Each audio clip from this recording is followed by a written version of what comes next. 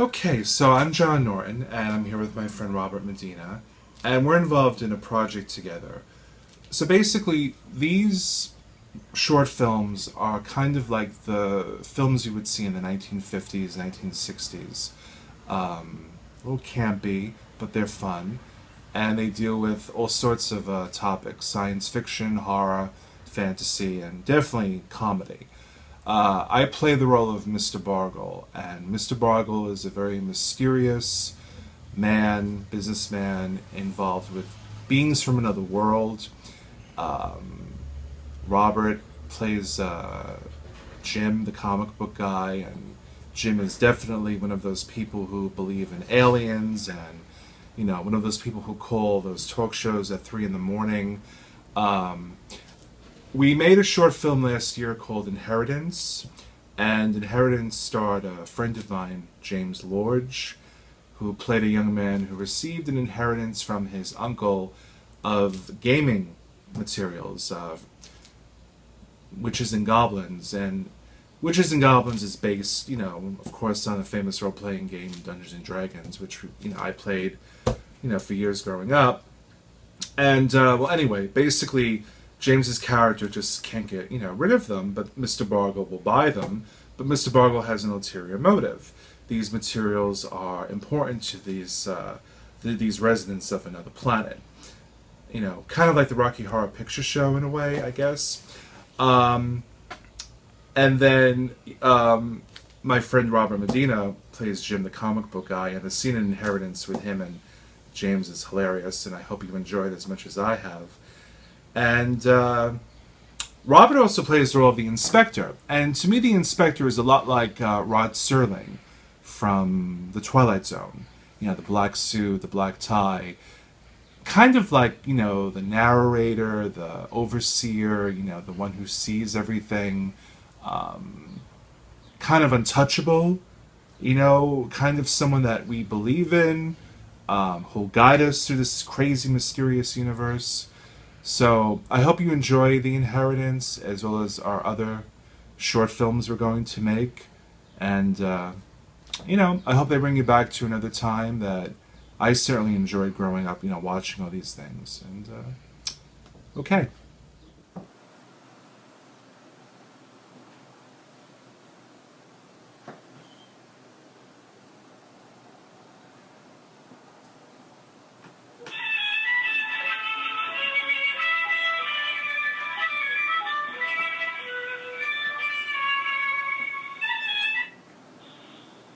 Hello? Hey Sean, it's Vince. Look, my uncle left me these role-playing books from like 30 years ago. You think they might be worth something? Role-playing books? Like, Goblin and Witches? Oh, yeah. Well, you might want to try out this guy, Jim.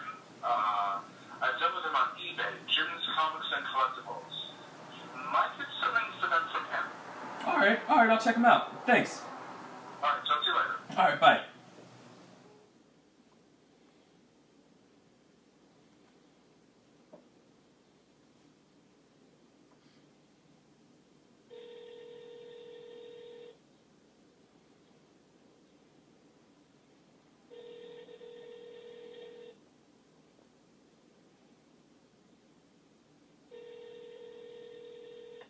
Hello. Hello, Jim. This is he. My name is Vince. I'm just calling. My uncle left me some old role-playing books, and they're from like 30 years ago. I was wondering, would you be interested in buying them, or? Oh, cool. You mean like Goblins and Witches? That's actually exactly what So they I are. played that as a kid. I was a level 40 necromancer, man. Level 40. Okay. So they're worth a lot? They're priceless, dude. Priceless. So what about $2,000 for all of them? I don't have that kind of cash. $2,000. They're priceless, but I mean, I can only give you maybe like $100 for the whole thing. Well, they're priceless. You just said they're priceless. How? You gonna give me $100? Listen up here, brother. Okay, I run a business, and if I give you that kind of money, how am I going to maintain any kind of profit margin? I really them, and I can't wait to start playing again. I think I'm gonna go somewhere else. I'm going to use my necromancer spells on you, then my +8 sword. Do you understand what that means? I have a +8 sword, man. Your character is slain. Game over.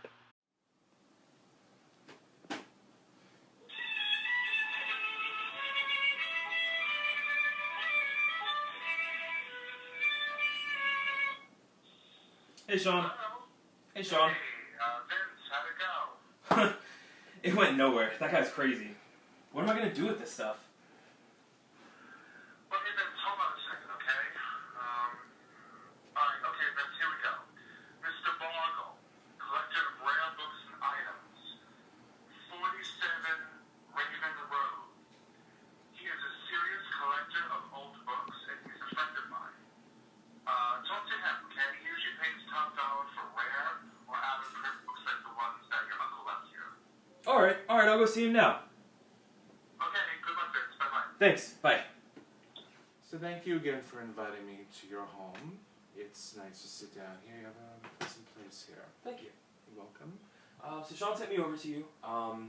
I wanted to sell my uncle's old books that you have in your hand. Yes, Sean is a very good friend and young patron of our museum. Let me see what you have here. You have some nice things. Well, Vince, believe it or not, these books are quite valuable. That's what Jim was saying. Oh, yes, Jim. I know him. All about his +8 swords carrying on with dragons. You have to understand he has some issues. All right. I don't deal with cash. That's how I am. I deal with trade, and I have something here that I would like to trade you for, these wonderful books. And it is this wonderful necklace. A toy necklace? That necklace is... I will have my secretary draw up a letter of authenticity for you. Also, in this box is the name of the local jeweler. I'm sure that you know him well. He will be able to compensate you for this piece. Yeah, I know where he is. Do we have a deal? Yeah, I guess so. Well, Vince, it's been a real pleasure, and I will see you soon, I hope. Thank you very much. You're welcome. Look, can I talk to Sam? I'd like to speak to him about that new Audi. Yes, Cheryl. I have the materials. The young man exchanged them for the necklace. Stop complaining. We needed the books. Open the portal to Our Lady. Do it now, Cheryl. Merci beaucoup, madame. Au revoir. Good evening, ladies and gentlemen. I'm Inspector Newmark, and I'm here to discuss the events concerning the exchange of role-playing books and a rare necklace. The role-playing books that Vince exchanged for this necklace are not in evidence. Evidently, the cash amount the young man received was quite high. He was able to buy a brand new Audi and even a penthouse in an unidentified location in Manhattan. Now the necklace is quite rare, made with stones that are not of this earth. Our team has been investigating various sources as to where the stones originate from. So far, we've had no success. Did they come from another dimension? What solar system could they have originated from? What skilled craftsman created this exquisite necklace? These and more questions need to be answered soon. Mr. Bargle could not be reached for questioning by this office. Where did he go? So many questions and non-answered.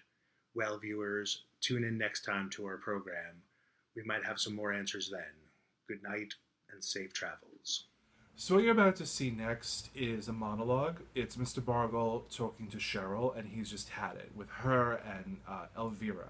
Now, just to give you a little background, Mr. Bargle is a businessman, and he deals with people, creatures, whatever you want to call them, from another planet. And Cheryl is his personal assistant and just drives him totally crazy. Elvira is an office manager, and she also is knowledgeable in ancient languages and alien languages, and she's very necessary for their business. But again, like Cheryl, she just drives him bonkers. So this situation deals with a vampire that's escaped from his coffin, and I hope you enjoy it.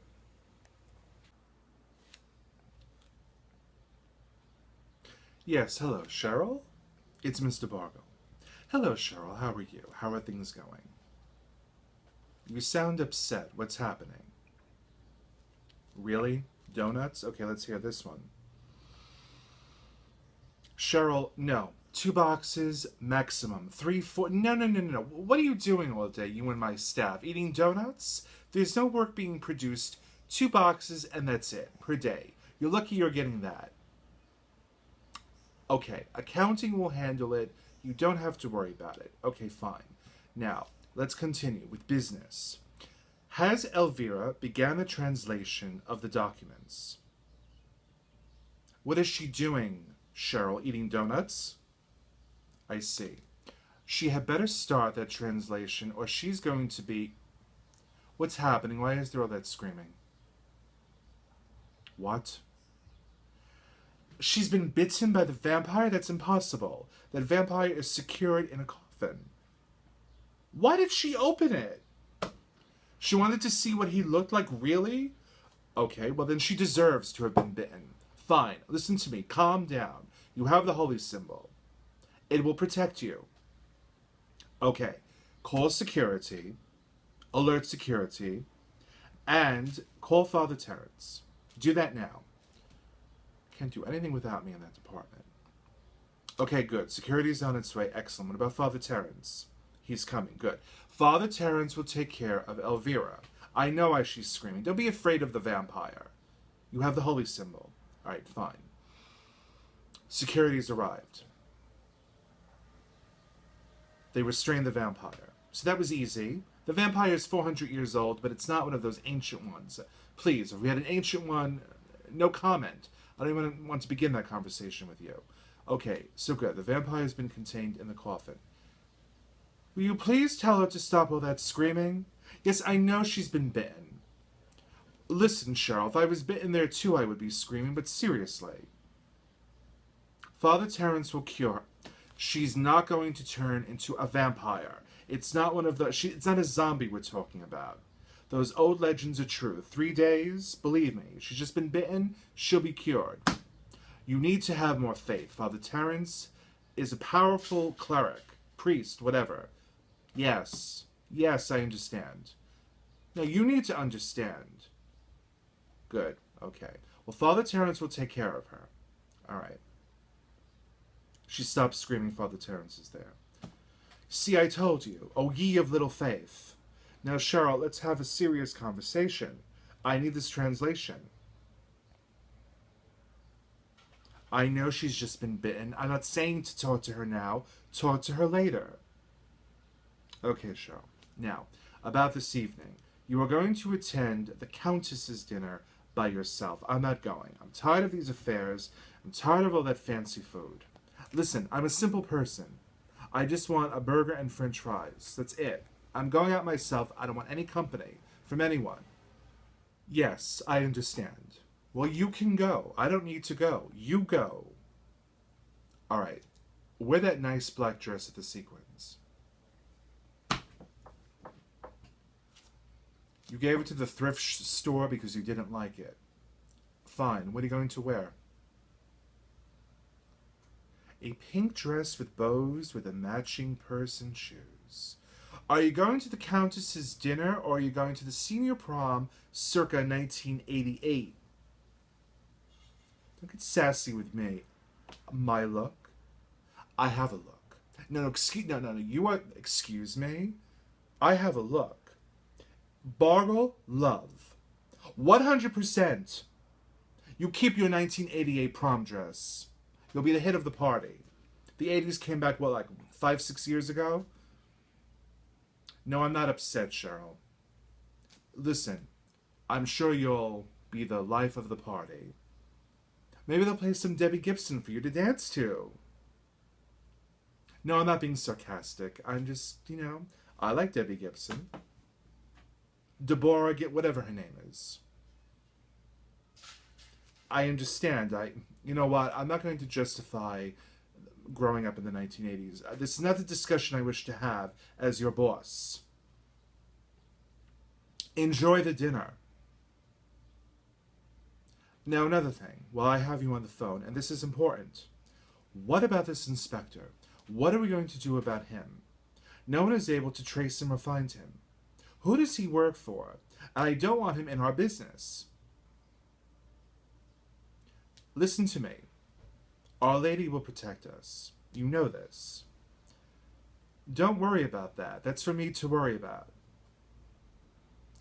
And she better get started on that translation, speaking of Elvira. I want it done by, what is today? Wednesday? Friday, the latest. Translation on my desk, in English. The Queen's English. I see. What are you saying about... You know something? You're lucky that you are my personal assistant. Okay, well, you enjoy yourself tonight, and my phone will be off. I want privacy. Complete. I've had a long week, especially dealing with that young man and his inheritance. Okay, what a headache that was.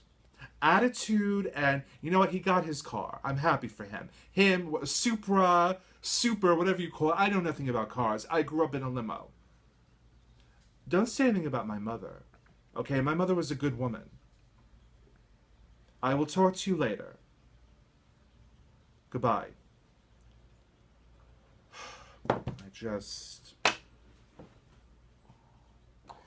And this inspector better stay out of my business.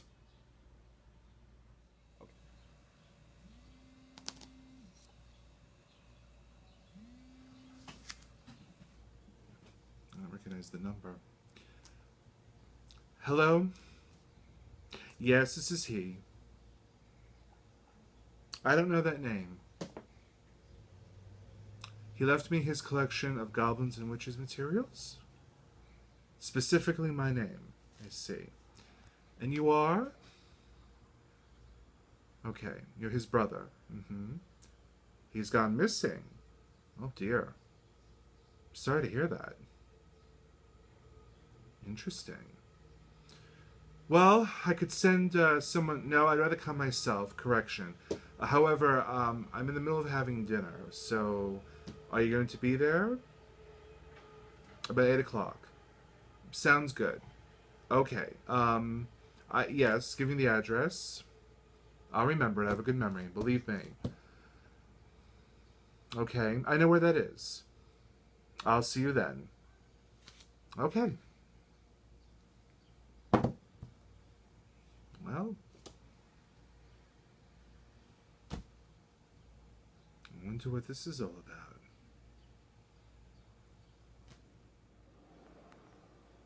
Yes, hello. This is Mr. Bargle. How are you? Good. Good. You have my usual order ready? Mm-hmm. Yes, cheeseburger deluxe, french fries, onion rings, large, yes, extra large soda, Coke. Mm-hmm. Very good. Okay. And it will be delivered in 20 minutes. Excellent. Okay. Thank you very much. Bye-bye. Finally, a chance to rest. That inspector, though, is still on my mind. Something must be done. So, what we just filmed was Mr. Bargle and the events that occur between the inheritance and the next project we're going to work on. Tentatively titled The Curious Disappearance of a Fast Food Employee. Working title. Definitely Mr. Bargle will return, Cheryl and Elvira behind the scenes, our friend Jim, the comic book guy, and of course the inspector, and definitely a new character who, well, you'll see what happens in the next feature. And also, definitely some sort of alien. And, well, you'll have to stay tuned for our next feature. Okay.